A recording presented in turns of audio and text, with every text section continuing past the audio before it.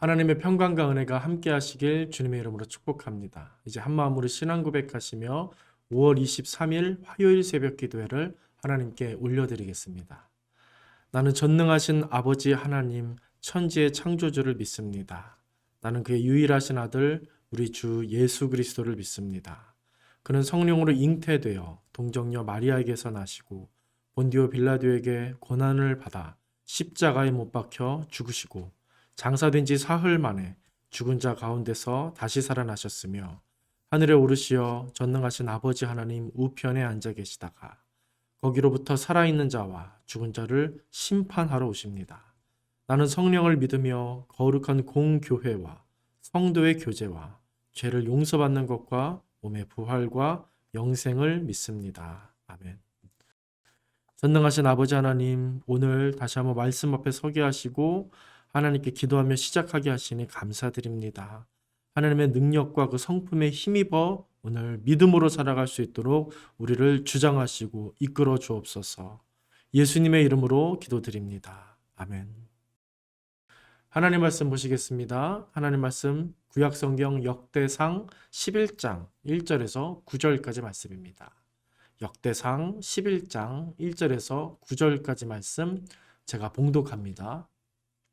온 이스라엘이 헤브론에 있는 다윗에게 몰려와서 말하였다. 우리는 임금님과 한 고륙입니다. 전에 사울이 왕일 때에도 이스라엘 군대를 거느리고 출전하셨다가 다시 돌아오신 분이 바로 임금님이십니다. 그리고 주 임금님의 하나님께서 네가 나의 백성 이스라엘의 목자가 될 것이며 네가 나의 백성 이스라엘의 통치자가 될 것이다 하고 말씀하신 때에도 바로 임금님을 가리켜 말씀하신 것입니다. 그리하여 이스라엘의 모든 장로가 헤브론으로 왕을 찾아오니 다윗이 헤브론에서 주님 앞으로 나아가 그들과 언약을 세웠다. 그리고 그들은 주님께서 사무엘을 시켜서 말씀하신 대로 다윗에게 기름을 부어 이스라엘 왕으로 삼았다. 다윗과 온 이스라엘이 예루살렘 곧 여부스로 갔다. 그 땅에는 여부스 사람이 살고 있었다. 여부스 주민이 다윗에게 말하였다. 너는 여기에 들어올 수 없다. 그러나 다윗이 시온 산성을 점령하였으므로 그곳을 다윗성이라고 하였다. 다윗이 말하였다. 누구든지 제일 먼저 여부스 사람을 치는 사람이 총사령관과 장관이 될 것이다. 수리아의 아들 요압이 제일 먼저 올라갔으므로 그가 총사령관이 되었다. 다윗이 그 산성을 점령하고 거기에 사니 사람들이 그 산성을 다윗성이라고 하였다.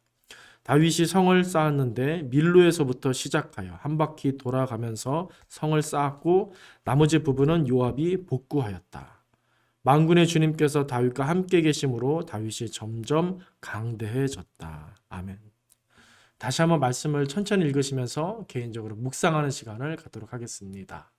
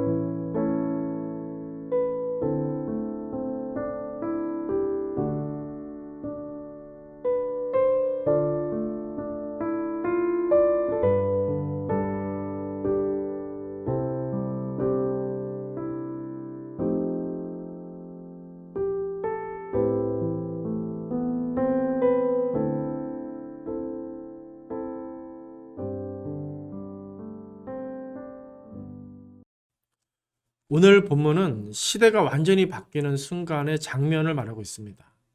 이 바로 앞장인 역대상 10장까지가 사울의 시대였다면 오늘 11장부터는 그 유명한 다윗의 시대가 펼쳐지는 것입니다. 그렇게 왕조가 바뀌어 시대가 바뀌게 되는데 오늘 본문 11장을 보기 전에 먼저 좀 살펴볼 말씀이 있습니다. 바로 앞장인 10장 끝부분인데요. 사울의 시대를 정리해 주면서 오늘 11장을 이어주는 그런 구절이 됩니다. 13절과 14절을 읽어드리겠습니다. 사울이 주님을 배신하였기 때문에 이렇게 죽었다. 그는 주님의 말씀을 지키지 않았고 오히려 점쟁이와 상의하며 점쟁이의 지도를 받았다. 그는 주님께 지도를 받으려 하지 않았다. 그래서 주님께서 그를 죽이시고 그의 나라를 이새의 아들 다윗에게 맡기셨다. 아멘. 사울의 시대가 어떻게 끝이 났습니까? 주님을 배신해서 끝났고 그래서 죽음으로써 사울이 죽음으로써 끝이 났다고 합니다. 또 뭐라고 합니까? 주님의 말씀을 이 사울이 지키지 않았고 오히려 점쟁이와 상의했다. 그의 지도를 받았다라고 말하고 있습니다. 그래서 어땠다고 합니까? 주님께 지도를 받지 않으려고 했다. 이런 사울의 모습을 보여줍니다. 참으로 구체적으로 자세하게 이 사울의 일대기, 사울의 마음속 깊은 것까지 성경은 묘사하고 있는 것입니다. 왜 그렇겠습니까? 단순히 사울을 욕하고 다윗 시대를 정당화하기 위함만은 아닌 것입니다. 하나님을 다시 알려주며 하나님을 다시 일깨워주며 이스라엘이 나아가야 할 방향성을 알려주기 위함인 것입니다. 오늘 본문 3절에 이 힌트가 나오고 있는데요. 이 3절을 다시 읽어드리면 그리하여 이스라엘의 모든 장로가 헤브론으로 왕을 찾아오니 다윗이 헤브론에서 주님 앞으로 나아가 그들과 언약을 세웠다. 그리고 그들은 주님께서 사무엘을 시켜서 말씀하신 대로 다윗에게 기름을 부어 이스라엘의 왕으로 삼았다라고 말합니다. 이스라엘의 정체성에 대해서 말하고 있는 것입니다. 이스라엘은 어떤 나라인가? 주님과 언약을 맺은 나라라는 것입니다. 이스라엘은 다른 나라와 다르게 주님과 언약을 맺은 나라, 언약 백성, 언약 민족, 언약 공동체라는 겁니다. 그리고 또 한 가지 더 있는데 이스라엘의 왕에 대한 이야기를 하고 있죠. 이스라엘의 왕. 다윗이 지금 어떻게 왕으로 세워지고 있습니까? 단순히 사람들이 좋아해서 혹은 전쟁에서 이겨서 왕으로 세워지고 있습니까? 그게 아닙니다. 주님께서 사무엘을 시켜서 말씀하신 대로 세워진 것입니다. 주님께서 시켜서 말씀하신 대로 이 일이 진행되고 있는 것입니다. 사울의 시대 때도 그랬습니다. 이스라엘이라는 나라, 그 나라의 왕이라는 존재가 똑같이 동일하게 세워지고 유지되었었습니다. 그런데 사울은 이 언약을 어기고 세상과 짝하고 자기 욕망에 휩쓸려서 하나님을 어떻게 했습니까? 멸시했습니다. 그래서 하나님은 감정대로가 아닌 무엇대로요? 언약대로 그를 정리하셨습니다. 하지만 다행히 이스라엘을 다 멸망시키진 않으셨습니다. 그에 이어 다윗을 왕으로 친히 세워주신 것입니다. 그렇게 다시 이스라엘에게 기회를 주시고 새로운 길을 이 나라에 열어주고 계신 것입니다. 언약의 하나님은 이처럼 은혜의 하나님이며 자비의 하나님이신 것입니다. 그리고 오늘 본문에서 눈에 띄는 지명이 나오고 있는데요. 여부스 지역입니다. 여부스 지역. 다윗이 이곳 사람들에게 거부를 당했지만 다윗이 어떻게 합니까? 포기하지 않고 의지를 가지고 이곳을 점령합니다. 그리고 이곳을 다윗성이라고 지었고 많은 사람들도 다윗이 그곳에 있으므로 다윗성이라고 이름하였습니다. 이 지역은 나중에 예루살렘으로 추정되는 지역입니다. 다윗은 왕이 되어서 가장 먼저 이 지역을 탈환했고 이곳에 견고한 성을 쌓은 것입니다. 그렇게 지은 다윗성에서 이제 나중에 나타날 일이지만 언약궤를 모셔 이렇게 하나님의 임재를 상징하는 언약궤를 모시면서 하나님을 예배하는 곳으로 이곳을 사용합니다. 다윗은 이 지역을 중심으로 해서 온 이스라엘을 다스렸던 겁니다. 그것은 정치만을 얘기하는 게 아니라 신앙적인 부분, 이 부분이 다윗에게 중요했다. 이스라엘에게 이 부분이 다윗 시대에 아주 중요하게 다뤄졌다라는 부분까지 나타내고 있는 것입니다. 다윗이 탁월한 정치가 이기 이전에 신실한 언약 백성이었고 하나님을 중심으로 한 왕이었음을 보여주고 있는 장면입니다. 그래서 마지막 절 9절에서 뭐라고 말합니까? 이렇게 말합니다. 만군의 주님께서 다윗과 함께 계심으로 다윗이 점점 강대해졌다. 다윗은 이렇게 하나님께 인정받았다는 겁니다. 그리고 그의 나라 역시 하나님께 복을 받게 되었다라는 뜻이 담겨 있습니다. 다윗이 지난 세월, 살아온 그 지난 세월을 한번 떠올려 보시기 바랍니다. 오늘 본문에서의 영광을 상상하기 어렵습니다. 그는 집안에서 목동이었고 천대받았던 막내였습니다. 다행히 골리앗을 쓰러뜨리는 아주 큰 일을 해내지만 어떻습니까? 이 일로 평생을 사울 왕에게 시기받고 미움받고 그래서 쫓기는 인생을 살 수밖에 없었습니다. 몇 번이고 죽을 고비를 넘기고 배신도 당하고 그리고 가족을 빼앗기는 수모도 겪는 그런 안타까운 일들이 그의 인생에 너무나 많이 있었습니다. 인생은 이처럼 믿는 자를 사지로 코너로 내몰곤 합니다. 하나님이 없다고 속삭이고 하나님이 너를 버렸다 조롱하기도 합니다. 하지만 다윗은 어떻게 했습니까? 끝까지 그 삶 속에 있으면서 끝까지 하나님 신뢰했고요. 하나님을 경외했고 그래서 사울과 다르게 순종합니다. 사울을 몇 번이고 죽일 기회가 있었지만 하나님의 기름 부은 왕이라고 여기면서 그를 함부로 할 수 없었다. 이게 다윗의 모습입니다. 스스로를 그렇게 다짐하며 그래서 다 사울을 공격하기보다 피해 다니는 그런 모습을 이 다윗이 갖고 있었습니다. 충분히 정치적인 묘수를 쓸 수 있었고 명분을 만들어서 더 일찍 편안한 생활, 높은 자리 이런 자리에 오를 수 있었는데 다윗은 어떻게 합니까? 이것을 마다하고 오직 하나님을 바라본 것입니다. 하나님의 일을 기다렸던 겁니다.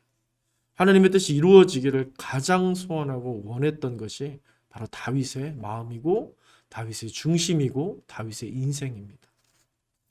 개인적으로 참 제가 사랑하는 시편 말씀이 있습니다. 63편인데요. 2절과 3절과 4절을 개역개정판으로 읽어드리겠습니다. 내가 주의 권능과 영광을 보기 위하여 이와 같이 성수에서 주를 바라보았나이다. 주의 인자하심이 생명보다 나음으로 내 입술이 주를 찬양할 것이라. 이러므로 나의 평생의 주를 송축하며 주의 이름으로 말미암아 나의 손을 들리라. 아멘. 이 시는 다윗이 어떤 왕이 된 다음에 영광스럽고 어떤 편안하고 즐거운 어떤 그런 때 쓴 시가 결코 아닙니다. 유다 광야에서 험난한 인생을 살 때 고백했던 시입니다. 이 고난의 생활 속에서 그가 했던 이 말, 내가 주의 권능과 영광을 보기 위하여 성수에서 주를 바라보았나이다. 내가 주의 권능과 영광을 보기 위하여 성수에서 주를 바라보았나이다. 그 감당하기 벅찬 세상에서 그는 오로지 주님 바라보며 견디었던 것입니다. 그리고 이 말, 이어지는 말, 주의 인자가 생명보다 나음으로 내 입술이 주를 찬양할 것이라.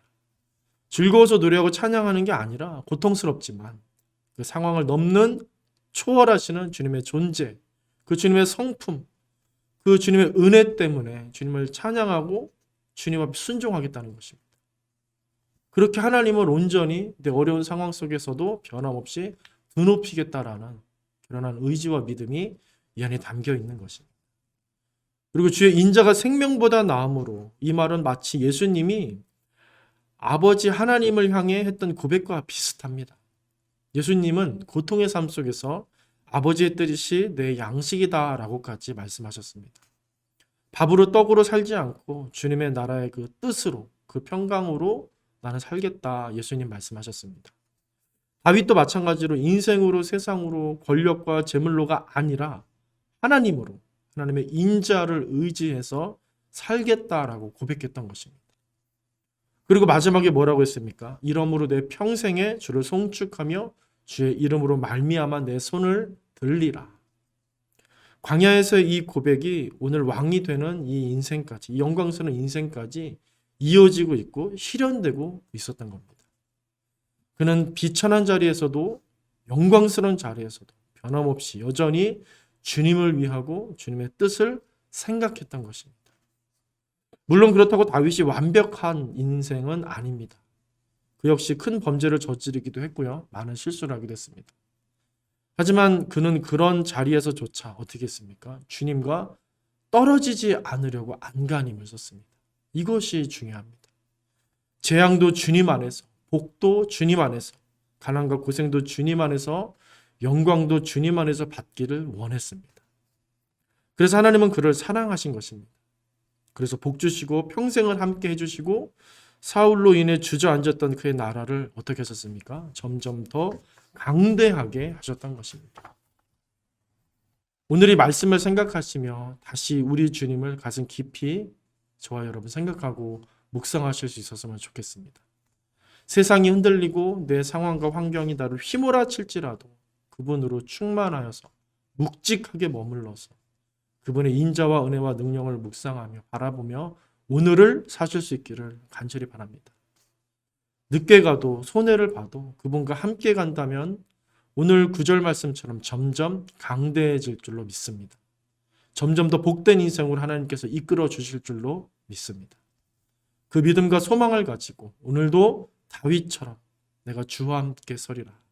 그렇게 사모하며 결단하게 되시기를 주님의 이름으로 간절히 축원드립니다. 기도하겠습니다. 사랑과 은혜의 아버지 하나님, 오늘도 말씀으로 하루를 시작하게 하시니 감사합니다. 다윗처럼 신실하게 주님을 쫓으며 주님의 뜻을 바라보며 주님의 은혜를 갈망하며 그렇게 주님 사랑하며 주님 안에 거하여 살아갈 수 있도록 우리를 인도하여 주시옵소서.